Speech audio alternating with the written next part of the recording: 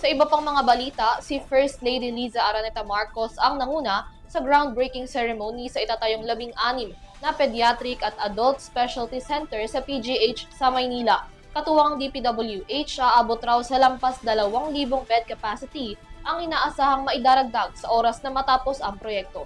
Narito ang report mula kay AJ Estares.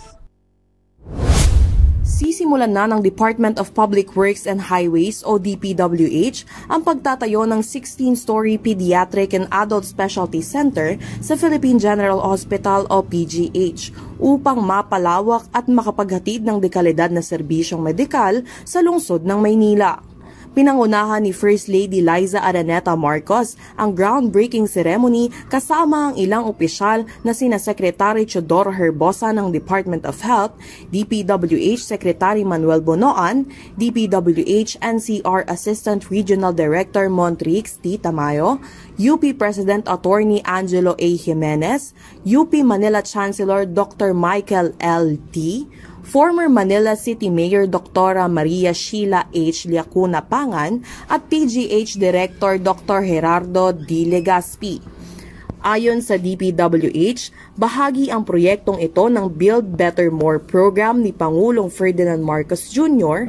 na naglalayong mapalawak ang healthcare infrastructure ng bansa upang higit pang matugunan ang mga pangangailangan ng mamayanan sa serbisyong medikal.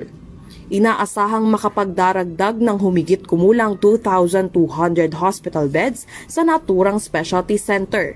Bukod dito, itatayo rin ang mga pasilidad tulad ng sariling pediatric emergency room, operating room complex, outpatient clinics at mga pay and charity nursing units. Kabilang rin ang bagong dietary department, canteen, mas pinalawak na dining halls, library, lecture halls, break room at isang 300-seater convention center para sa mga capacity building at pagsasanay ng mga medical professionals.